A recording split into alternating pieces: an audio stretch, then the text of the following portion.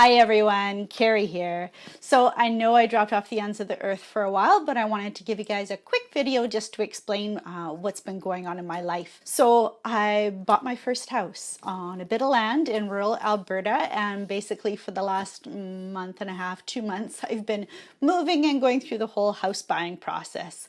And I gotta tell you guys, I'm single. I don't know how a married couple does this. Like, how does it not end in like murder or divorce?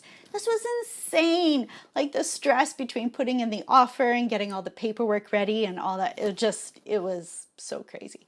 So I'm just coming out of it now. As you can tell, I haven't really set up my studio or my library yet where I'll be shooting my future videos.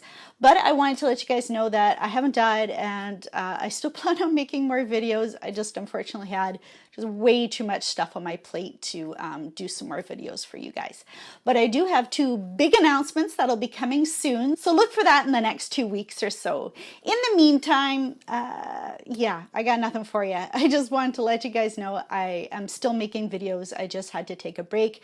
I was just too overloaded with everything going on. But I'll be back soon, so look for those videos then. And in the meantime, stay naughty, my friends. Bye!